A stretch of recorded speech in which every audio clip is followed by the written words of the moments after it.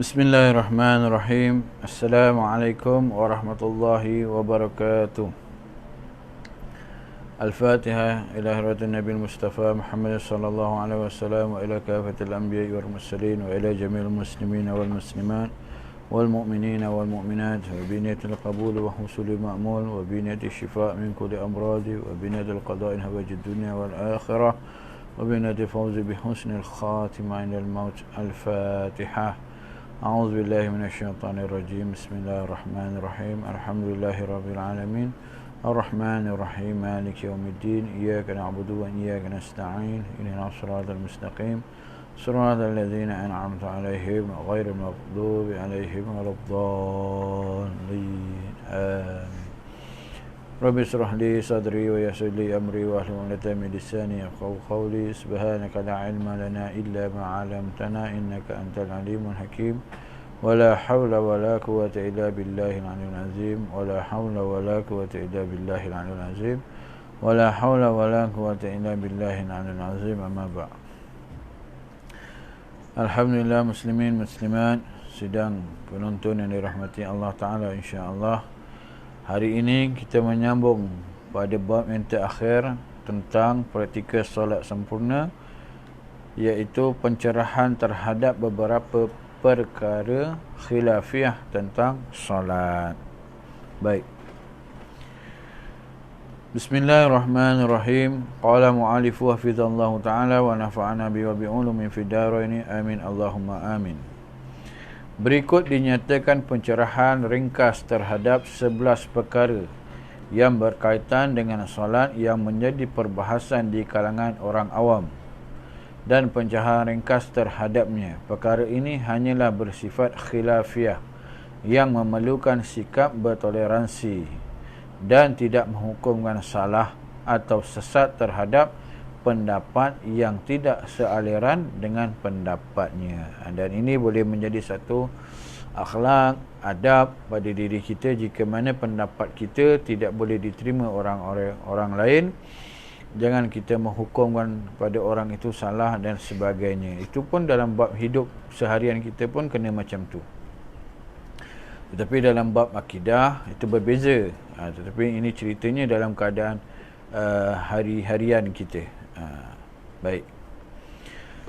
Semoga Allah membalas jasa para imam-imam mazhab yang empat, iaitu Imam Hanafi rahimallahu ta'ala, Imam Maliki rahimallahu ta'ala, Imam Syafi'i rahimallahu ta'ala, dan Imam Ahmad rahimallahu ta'ala, serta semua fuqaha dan ulama Ahnaf, Malikiyah, Syafi'iyah, Hanabilah yang masih hidup atau yang telah meninggal dunia, dengan balasan dan ganjaran pahala yang sempurna kerana mereka telah memberikan jawapan dan merungkaikan permasalahan khilafiah ini di dalam kitab-kitab karangan mereka. Amin Allahumma amin. Jadi di sini ada nota kaki yang dituliskan oleh guru kita untuk mengetahui kepuasan para fuqaha dan ulama dalam perkara-perkara khilafiah ini, termasuklah perkara-perkara yang dinyatakan di sini. Sila merujuk buku Khilafiyah Persoalan dan Penjelasan Ulama, kemudian buku Kekeliruan Umat.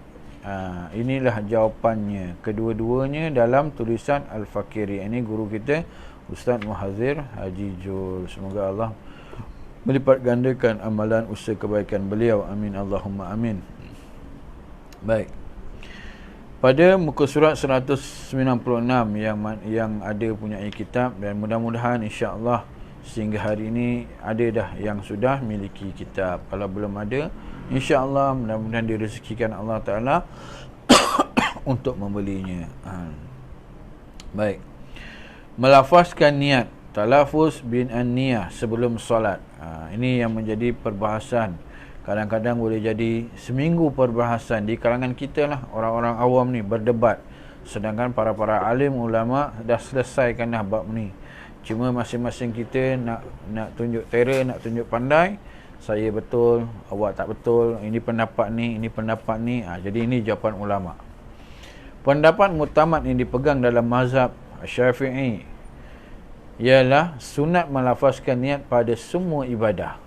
Dah selesai masalah. ia dikiaskan kepada perbuatan Nabi SAW bertalafuz ketika mengerjakan haji dan umrah, berpuasa dan berkorban. Perlulah diketahui bahawa kias adalah salah satu sumber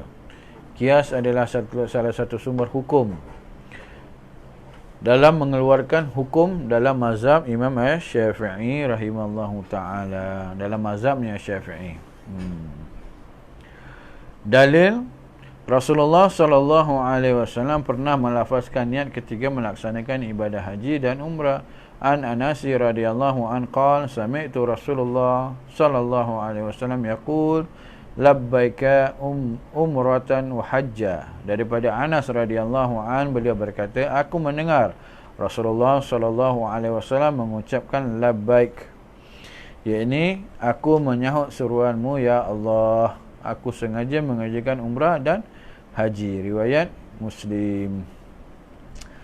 Daripada Imam Ibn Hajar Al-Haytami mengatakan di dalam Tufah bahawa usali ini dikiaskan kepada haji.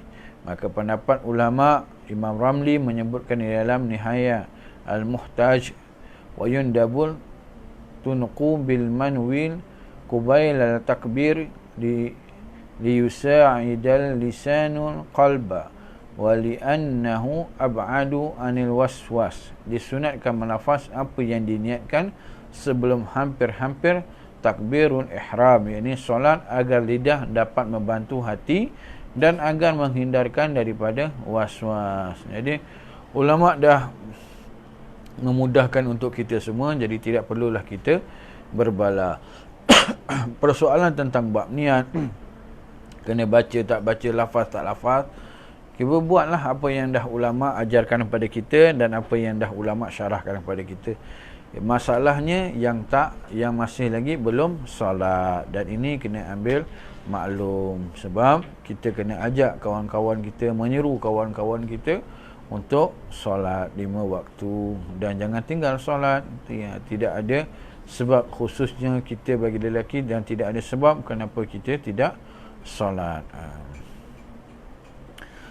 Tak susah kita dakwah zaman hari ini dengan kita punya WhatsApp, dengan Facebook, maka kita letak je lah kat status kita tu, jom solat, laksanakan ibadah kefarduan. InsyaAllah dalam ramai-ramai yang tengok tu, mana kita tahu yang dipilih Allah Ta'ala. Usaha berdakwah. Berdakwah ni banyaklah cabang dakwah tu. Boleh ikut di mana-mana keadaan pun boleh, tidak ada masalah. Yang penting nawaitu kita. Di dalam risalah ketetapan Majlis Muzakarah Ulama Semalaya di Kepala Batas Pulau Pinang, setelah merujuk kepada kitab Al-Nihaya, At-Tuhfah, Al-Muhazzab, Al-Mughni dan lain-lain dalam mazhab Syafi'i, sebabnya ialah, pertama, ia menolong hati untuk lebih tetap untuk solat, menjauhkan was-was, memelihara kaul, yakni pendapat yang mengatakan wajib bertalafuz. Jadi bersifat berhati-hati. Kias pada niat haji seperti dalam riwayat Sayyidina Anas radhiyallahu an yang kita bacakan tadi. Jadi ulama bermuzakarah, ulama dah selesai dah bermuzakarah, jadi kita tak payahlah jadikan satu meja muzakarah yang baru, tak perlu. Baik. Pendapat mazhab lain tentang bab niat, melafazkan niat. Mazhab Hanafi, bid'ah, iaitu bid'ah masnunah, iaitu sunat dan dipandang baik untuk menolak was-was. Itu. Mazhab Maliki, sunat bagi orang yang was-was dan khilaf bagi orang yang tidak was-was. Mazhab Hambali, hukumnya sunat. Jadi kalau kita tengok secara langsungnya semuanya melafazkan niat. Jadi tak perlulah, cukup-cukuplah mulai malam ni dan seterusnya sebelum kita dijemput Allah Ta'ala. Jadi lafazlah niat untuk mendidik hati kita lebih mudah untuk sikit melafaz niat. Kemudian bila kita takbir, senang kita nak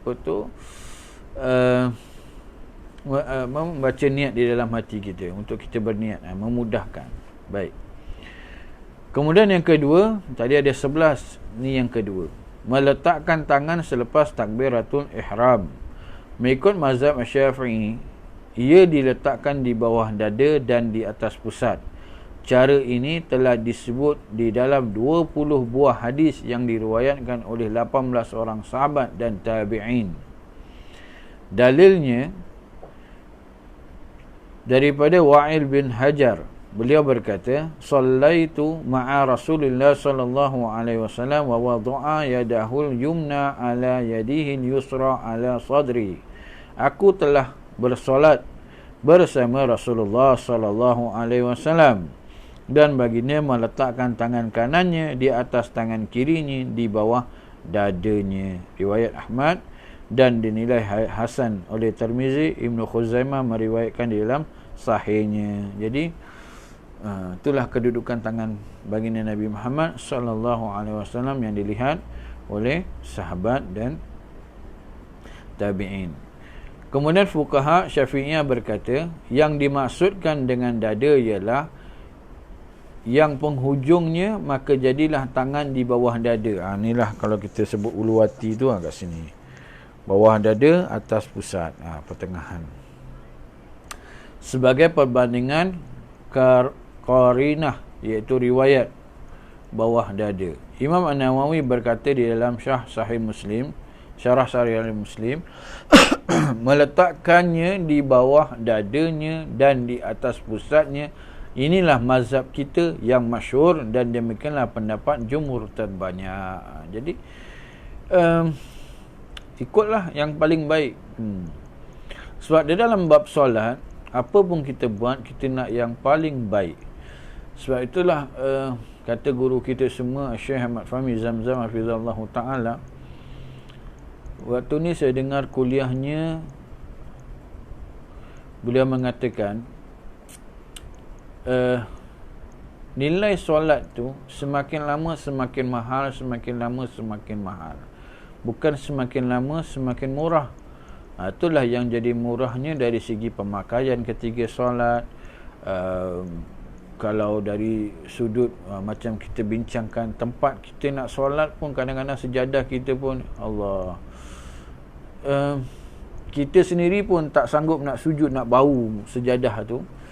Jadi inilah kadang-kadang kita letakkan nilai ibadah tu. Maka nilai ibadah tu kena cantik lah, kena cantik. Dan memakai wangi-wangian. Kalau kita nak jumpa orang lain, orang-orang yang pada kita, mereka ini mungkinlah kita nak minta sesuatu, projek ataupun apa-apa saja, segala minyak wangi yang mahal kita pakai. Tapi bila bab solat, kita beli minyak wangi yang harganya RM5, RM10. Yang paling sedih tu, minyak wangi yang ada wakaf dalam masjid dan surau, itulah rebutan, menjadi rebutan kat kita. Tak cukup kita ambil, kita simpan pula dalam poket. Innalillahi wa inna ilaihi raji'un. Baik. Meletakkan di bawah dadanya dan di atas pusat, dalam pendapat inilah mazhab kita yang masyhur dan demikianlah pendapat jumhur terbanyak. Dalam pendapatnya Hanafi dan beberapa imam lainnya adalah meletakkan kedua-dua tangan di bawah pusat.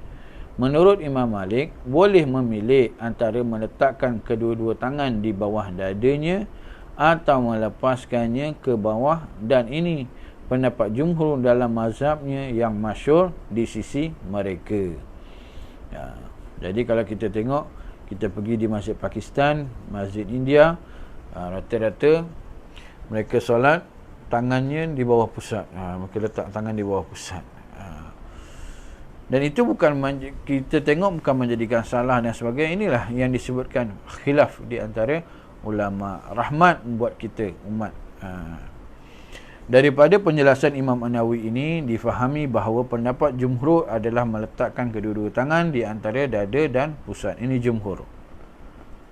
Syekh Abdul Rahman Al-Juzairi di dalam Al-Fiqh Al-Mahazib Al-Arba'ah mengatakan disunatkan meletakkan tangan kanan di atas tangan kiri, di bawah pusat atau di atas pusat, dan ia adalah sunat dengan ittifaq, iaitu sepakat tiga daripada a'immah, iaitu mazhab ulama Malikiyah berkata ia adalah digalakkan. Dia adalah mandub, iaitu digalakkan. Jadi bolehlah kita solat. Jadi kalau kita di Malaysia ini, di Nusantara kita ini khususnya, kita bermazhabnya Imam Asy-Syafi'i rahimallahu ta'ala. Pada akidahnya Ahli Sunnah wal Jamaah, begitulah pegangan kita, mazhabnya Imam Asy-Syafi'i rahimallahu ta'ala. Kita tak kata mazhab lain salah, tidak. Tak layak pun nak mengatakan salah.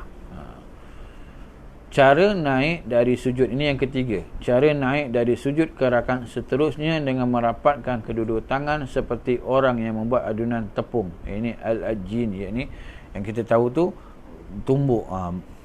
Itu terdapat hadis tentang cara naik dengan merapatkan kedua-dua tangan seperti orang membuat adunan tepung.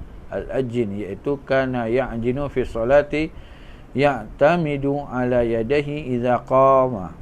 Adalah Rasulullah SAW bertakjin dalam solat dengan menumpukan atas kedua-dua tangannya ketika baginda bangkit ke rakaat seterusnya. Riwayat Abu Ishaq Al-Harbi. Ulasan muhaddisin terhadap hadis ini. Ya Allah, ya Rasulullah. Al-Faqih Al-Hafiz Ibnu Salah Al-Hafiz Ibnu Salah ketiga memberi komen tentang Al-Ajin, mengatakan bahawa yang mempraktikkan dengan menekankan ke bumi dan merapatkan seperti mengadun tepung adalah amalan orang-orang ajam selain bangsa Arab. Mereka menetapkan suatu gerakan yang mengandungi sifat syariat dalam solat yang tidak ada dasarnya dengan hadis yang tidak kuat. Jika pun hadisnya kuat, maknanya belum tentu seperti itu. Al-Hafiz Al-Imam An-Nawawi dalam Syarah Al-Muhazzab pula mengatakan sekiranya hadis tersebut sahih, maka makna al-ajin itu tidak lebih daripada bangkit untuk berdiri dengan bersandar kepada telapak tangan, bukan dengan penumbuk. Di dalam kitab Sahih Sifat Salat An-Nabi muka surat 190 disebutkan adapun hadis kana ya'jinu fi shalah adalah hadis maudhu. Ia telah dinyatakan batil salah oleh tiga ulama besar yang dikenali dengan Al-Hafiz, iaitu Al-Hafiz Ibnu Salah, Al-Hafiz An-Nawawi dan Al-Hafiz Ibnu Hajar Al-Asqalani. Perkara ini disebutkan di dalam At-Taqsis dan Al-Majmu'. Jadi mudah kita faham. Maka kita ikutlah bangun seperti yang sedia maklum sebelum ini. InsyaAllah boleh cari dalam dalam YouTube tentang cara solat Nabi. Kita tengoklah pada guru-guru kita ada di dalam tu yang menunjukkan. Kemudian yang keempat, menggerakkan jari telunjuk ketika tasyahud.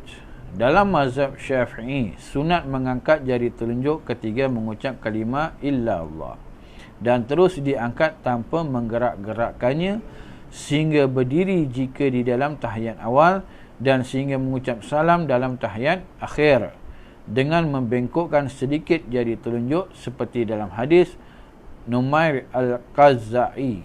Dalil daripada Ibnu Zubair, beliau berkata annahu sallallahu alaihi wasallam kana yushirul bisababati la yuharrikuha wa la yujawizu basaruhu isyarata. Sesungguhnya Rasulullah sallallahu alaihi wasallam mengisyaratkan dengan jari telunjuknya, baginda tidak menggerakkannya dan tidak melampaui pandangan baginda atas isyaratnya. Kemudian di dalam riwayat Abu Daud disebutkan kana Rasulullah sallallahu alaihi wasallam yushiru bi asba'ihi idza da'a wa la yuharrikuha. Adalah baginda mengisyaratkan dengan jari telunjuknya ketika berdoa dan baginda tidak menggerak-gerakkannya. Maka pendapat ulama di dalam hasyiah atas syarah Sittin lil Al-Alama Ramli Maka sesungguhnya disunatkan memberi isyarat dengan telunjuk tangan kanan ketika mengucapkan illallah, dan hendaklah telunjuk itu bengkok sedikit menghadap kiblat, dan perlakuan ini disebut pada kedua-dua tasyahud. Makruh menggerak-gerakkan telunjuk waktu tasyahud. Makruh menggerak-gerakkan telunjuk waktu tasyahud.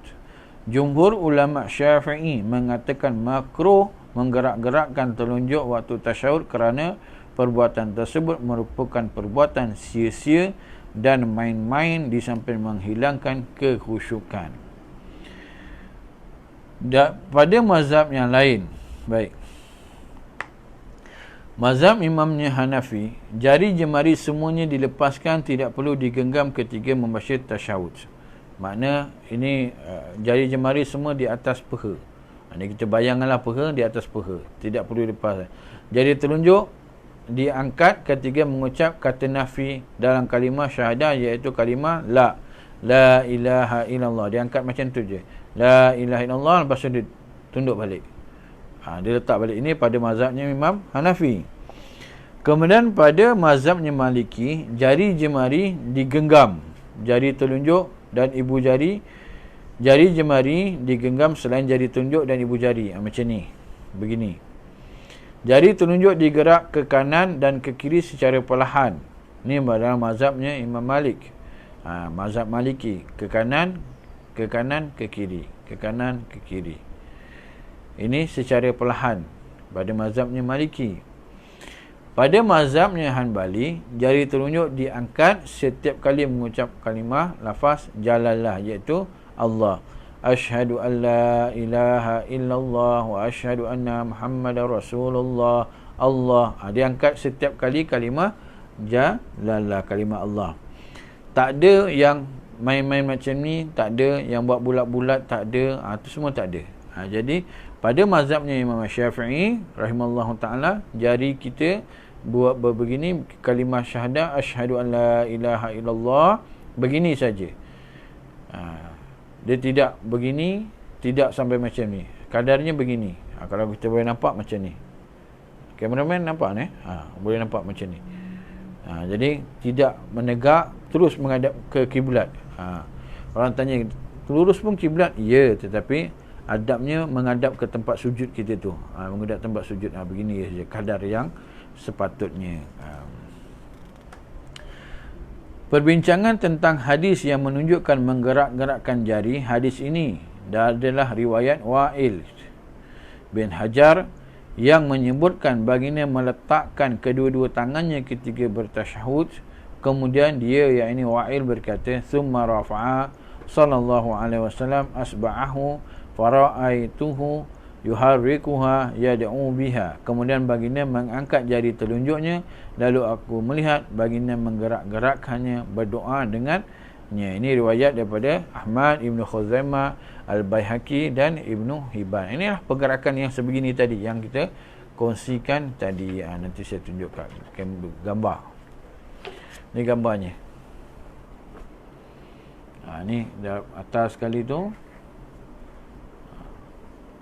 Kemudian yang ni di bawahnya. Kemudian yang ni.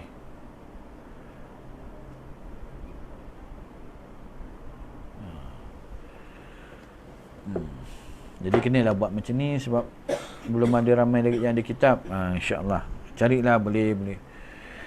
Maka perbincangan tentang hadis yang menunjukkan menggerak-gerakkan jari sudah kita sebutkan tadi. Baik, keterangan hadis ini sahih melainkan lafaz yuharrikuha, iaitu Zaidah bin Qudamah yang meriwayatkan begitu, walaupun dia seorang tisqa, tetapi dia menyalahi lebih 11 orang perawi yang meriwayatkan tanpa lafaz tersebut. Walaupun pendapatnya boleh dipercayai, tetapi menyalahi dari 11 orang. 11 orang mengatakan tidak, tapi dia seorang mengatakan iya. Riwayat sahih tidak diambil sebagai hujah. Hadis Wa'il ini seolah-olah ada pertemuan dengan hadis Ibnu Zubair dan hadis Abu Daud yang telah disebutkan dahulu.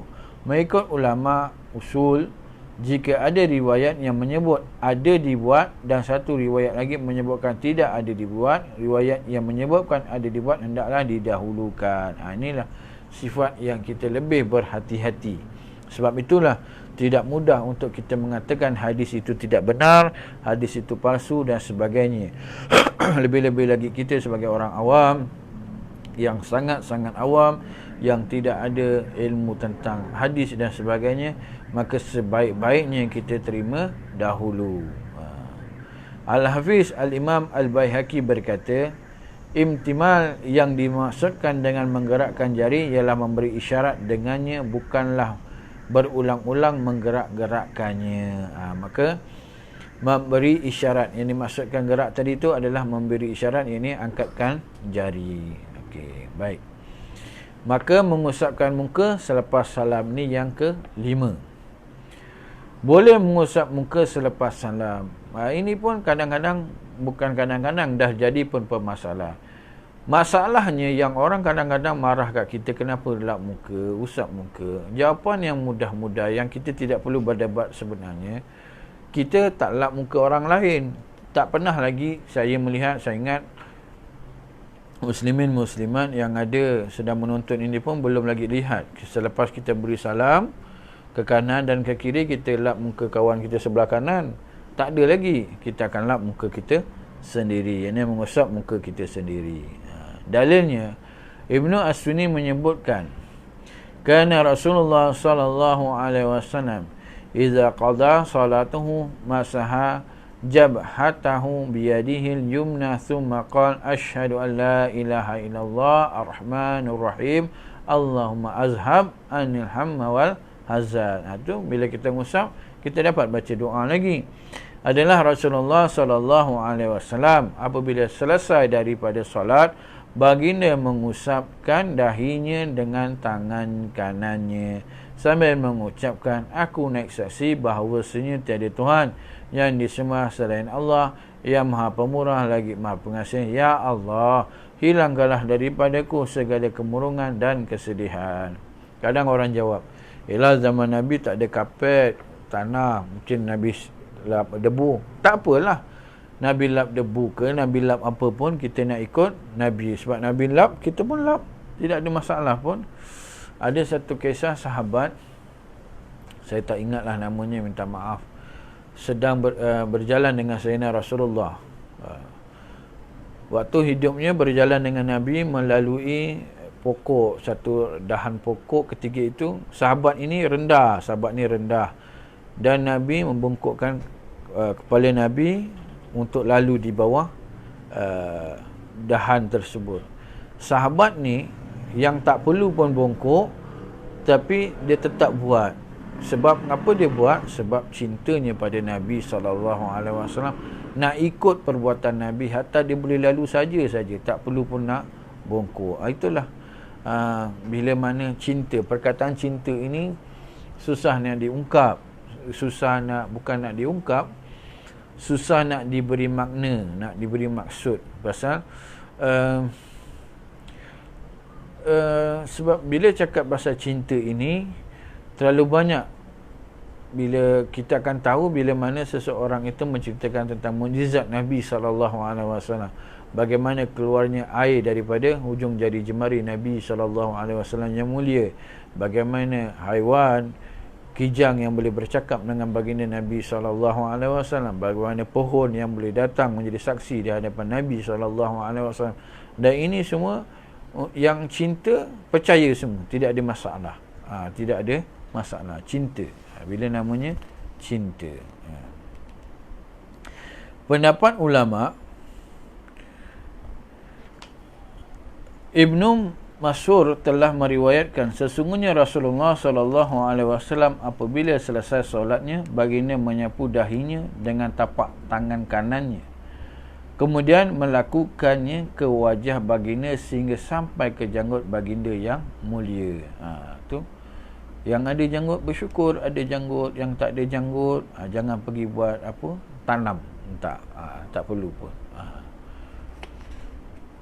sambil membaca dengan nama Allah yang tiada Tuhan, yang kita bacakan tadi lah, tiada Tuhan selain Allah yang mengetahui lagi yang gaib dan yang nyata, Maha Pemurah Maha Pengasih. Ya Allah, hilangkanlah daripadaku segala duka cita, kesedihan dan kerusingan. Ya Allah, dengan pujianmu aku berpaling, dan dengan dosaku aku mengaku aku berlindung denganmu daripada kejahatan apa yang aku lakukan, dan aku berlindung denganmu daripada kepayahan bala dunia, azab akhirat. Baik. Yang terakhir, jam berapa sekarang? Yang terakhir, berwirid selepas solat. Oh, awal lagi. Berwirid lepas solat. Ini seronok. Terdapat beberapa riwayat hadis yang menunjukkan Rasulullah sallallahu alaihi wasallam berwirid selepas solat. Dalilnya dalam hadis riwayat Muslim diriwayatkan daripada Sauban. Beliau berkata, apabila selesai mengerjakan solat, Rasulullah sallallahu alaihi wasallam membaca istighfar 3 kali. Astaghfirullahalazim. Nabi baca. Lalu membaca Allahumma antas salam wa minkas salam tabarakta ya zal jalali wal ikram.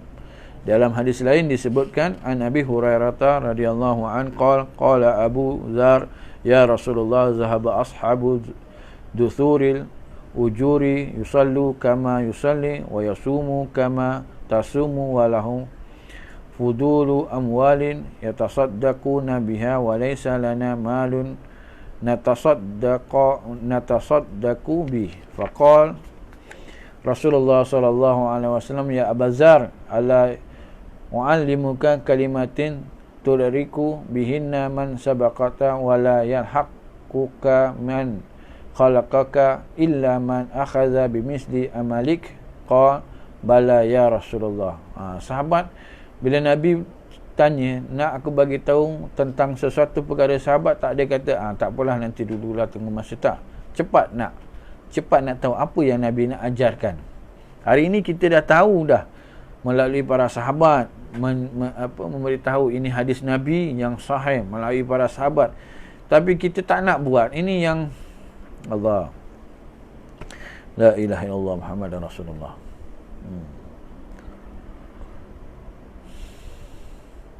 Qala Rasulullah sallallahu alaihi wasallam yukabbirullah azza wa jal dubura kulli salatin salasan wa salasin wa tahmaduhu salasan wa salasin wa tusabbihu salasan wa salasin wa takhtimuha bila ilaha illallah wahdahu la syarikalah lahul mulku wa lahul hamd wa huwa ala kulli syai'in qadir ghufirat lahu dhunubuhu walau kanat misla zabadil bahr la ilaha illallah lahu la syarikalah lahul mulku wa lahul hamd wa huwa ala kulli syai'in qadir.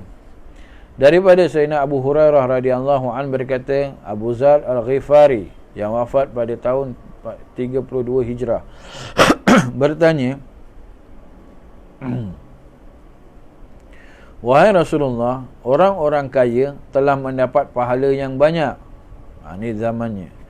Maka solat seperti mana kami solat, mereka solat seperti mana kami solat, mereka berpuasa seperti mana kami berpuasa. Mereka mempunyai harta yang lebih yang mereka boleh bersedekah dengannya, sedangkan kami tidak mempunyai harta untuk kami bersedekah dengannya. Lalu Rasulullah sallallahu alaihi wasallam bersabda, wahai Abu Dzar, mahukah kamu aku ajarkan beberapa kalimat yang boleh menyamakan darjatmu dengan orang-orang yang telah mendahuluimu, dan orang-orang yang datang sesudah kamu tidak akan dapat menyamaimu kecuali sesiapa yang beramal dengan amalan engkau. Allah. Cuba kita renungkan. Inilah yang tadi saya maksudkan bila kata cinta. Mendengar kalam ini daripada Nabi, terasa perkara ini dekat kita. Nabi nak bagi tahu kat kita, bacalah ni, baca ni, kau akan dapat begini-begini. Nabi bagi tahu sekarang ni.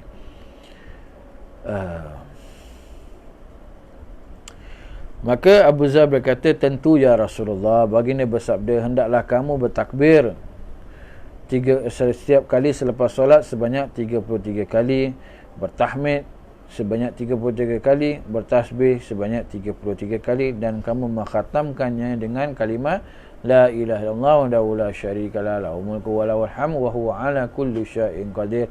Maka dosamu akan diampunkan walaupun sebanyak buih di lautan. Riwayat Abu Daud. Allah.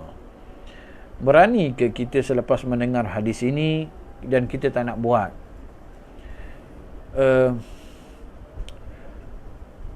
Saya nak berkongsi ataupun nak memberi sedikit teguran kepada imam-imam, khususnya ketika mana kita solat berjemaah, dan pada sahabat-sahabat asatizah ketika mana kita diminta untuk menjadi imam dan sebagainya. Janganlah kita tinggalkan wirid ini, jangan kita tinggalkan zikir ini, sebab akan menjadi satu percakapan di belakang.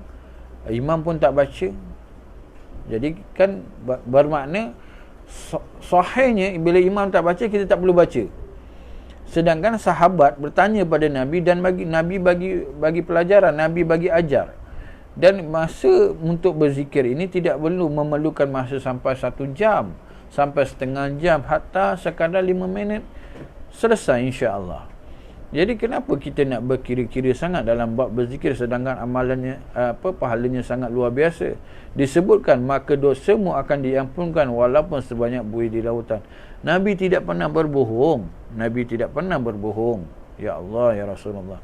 Jazallahu anna sayyidina Muhammad sallallahu alaihi wasallam. Ini keberuntungan kita di umat baginda, menjadi umat baginda Nabi Muhammad sallallahu alaihi wasallam.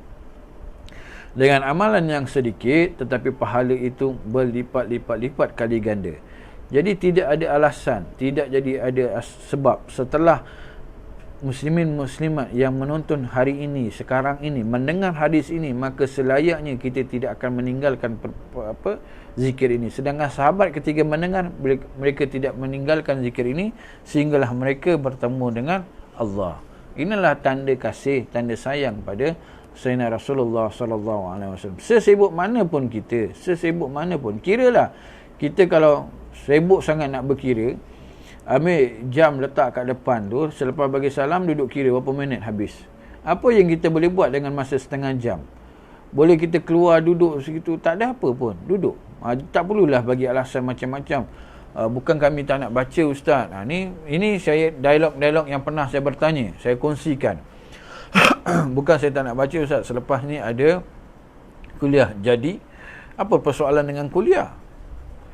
Mungkin sebab masa tu pendek, sebab nak bayar lebih. Tak apa, bayar kurang demi untuk melaksanakan sunnah baginda Nabi Muhammad sallallahu alaihi wasallam. Begitu juga kadang-kadang solat subuh. Selepas solat subuh langsung tak ada zikir, tak ada apa. Astaghfirullahalazim, begitu begini dah selesai. Kadang ayat kursi pun tak baca. Jadi nakal kamu balik. Ini khilaf, nak baca pun boleh, tak nak baca pun boleh. Yang baca ni siapa? Yang ajar ni siapa? Bukan saya. Yang ajar ini adalah baginda Nabi Muhammad sallallahu alaihi wasallam. Takkan kita tak nak baca yang diajar oleh Nabi? Satu kerugian yang sangat-sangat besar. Jadi tidak ada sebab dan tidak ada alasan. Jadi saya mohon khususnya para tuan-tuan imam kita yang memimpin solat, mereka memikul amanah, laksanakanlah amanah ini bersungguh-sungguh, laksanakanlah sunnah baginda Nabi Muhammad sungguh-sungguh. Maka yang ketujuh, tadi saya nak kata yang terakhir tetapi kita sambung sebab tak banyak pun. Zikir nyaring selepas solat. Berzikir nyaring selepas solat yang tidak mengganggu orang lain yang sedang solat dibolehkan. Tak ada pun kita nak zikir sampai orang kedengaran saf yang ke-20, saf yang ke-30, tak. Kadar yang boleh lah, tak pun menjerit, jangan sampai tak ada bunyi. Assalamualaikum warahmatullahi, Assalamualaikum warahmatullahi. Jadi macam mana kalau ada adik-adik ataupun anak-anak yang nak belajar tentang pembacaan wirid lepas solat, mereka tidak boleh belajar. Tahu-tahu kejap lagi kan doa, udhuni astajib lakum. Kadang-kadang kita berbalik pada zikir. Kadang zikir tak nak buat, tapi doanya Masya Allah Tabarakallah sepanjang-panjangnya tidak. Jadi buat yang ini.